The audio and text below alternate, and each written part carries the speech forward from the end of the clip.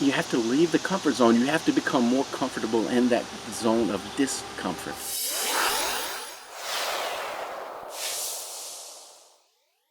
Hey guys, well, we're back and no 50Ks or any kind of ultras going on today. This is just a normal day around the household.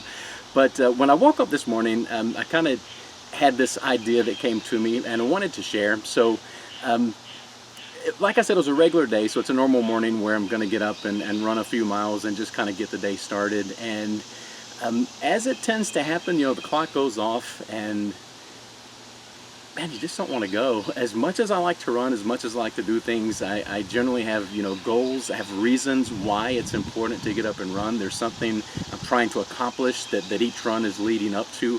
So I have a why, I have a purpose, I have a meaning for doing it. But yet, man, the clock goes off and it's so hard not to get out from under the covers. And so I started thinking about this thing, and what tends to happen is I'll get that feeling as soon as the clock, I hit it, I'm thinking, there's a moment of indecision, right? And so that moment of indecision, I sit here and and once that moment of indecision hits, all of a sudden, you start to have some doubts. You know, it's kind of like, you know, I don't know if I can really do this morning or not. You know, today, yesterday was tough. I got to sleep late. I just don't know if I can do this today. And so the doubts start to creep in, and then you start to make agreements with yourself, and you start to say things like, and make excuses really, because, you know, well, I'm really not feeling that good, so why don't I do this? It's really hot, you know, it's like 90 degrees, man. Why don't you wait till dark and you can put this off till tonight? And you start making these agreements with what you're going to eventually do, and that kind of appeases your ego so that you can turn around and say, you know what, I'm not going to get up right now. I'm just going to stay right where I am and just go right back under these comfortable covers, and you go to sleep and you get those extra hour or whatever it is. You get up, you go through your day. When it comes time to do what you promised yourself you would do, well, man, now it's been a really tough day. And you get home and there's stuff going on at home, and the dog is doing crazy things and all sorts of things. The kids are nuts. There's just no way. So the beautiful part about this is now it's not my fault, right? None of this was my fault. If they would have done what they were supposed to do, then I could have gotten my run in. But no, they got in my way. But in reality, you totally forget the whole point of when that moment of indecision struck you first thing in the morning, and you allowed that to lead to doubt, and you allowed that to lead to the fears of, you know, if I get out today, it's just not going to work out. This is going to happen. This is going to happen, and it all just blows away. And again, you've got this beautiful built-in excuse to soothe your ego that you can blame everyone else but yourself. Because you made the agreement. You said, I intend to do this.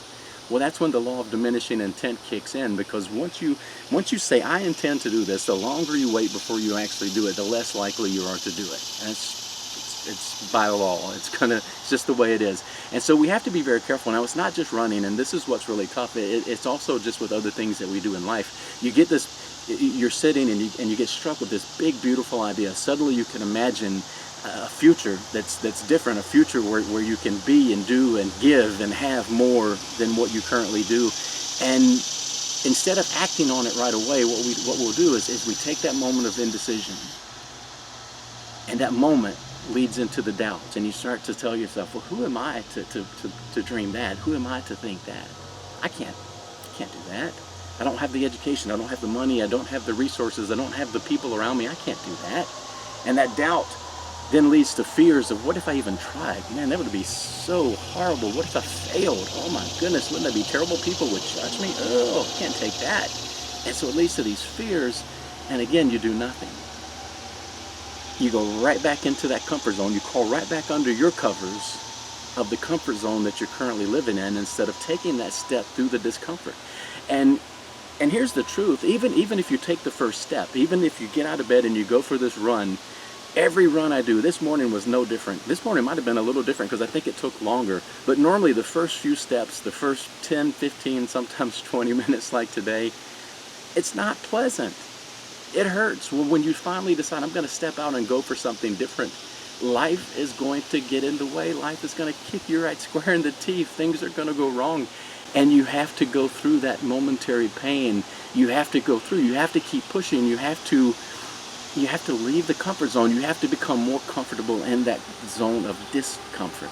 And it's perfectly fine. When you get that fear that what if I fail? So what? You will. You are going to. If let's keep this with the running analogy. You're running along. Things don't feel good. Things don't seem to be going right. Well, stop. Rethink your strategy. Change your pace. Change your hydration and nutrition strategy. Do something different, and then go again. And then if that's still not quite cutting it, change. Go again until you get the right combination that you can complete the task, complete the journey, complete the run that you're on. So this idea of indecision leading to doubt, leading to fear, and then taking us right back into the comfort zone. It's a very powerful and very real concept. In the epilogue of the book Think and Grow Rich by Napoleon Hill, he calls these the three biggest enemies that we have to face in our journey of personal growth and trying to achieve the things that we're trying to achieve. So this is a very important concept. It's something that I hope you'll take to heart and start to take action immediately. Don't let that moment of indecision. If we can do anything that could improve our lives, for me personally, this is something I'm currently really working on. I need to be more decisive. Those moments of indecision have cost so much time, and time is so precious and gets much more precious as we go along. So keep this in mind. If these are lessons, and this is a lesson that you would like to dig into a little bit more, we are going to be releasing through the Summit Mentorship community here guided book study on Think and Grow Rich. And I don't have a definite time just yet, but if you're interested, hit us on a comment, like, share this post. What we're going to do is we're going to get you the information as soon as we have it. We're going to put that out there. We're going to learn and grow together. And we're going to look at those three enemies in detail. We're going to learn how we think, why we think the things we think, and how we can overcome our own self-sabotage and our own flawed thinking processes so that we can think and grow and live a more enriched life. So if that's something you're interested in, let us know. Stay tuned, stay safe, and we'll talk to you soon.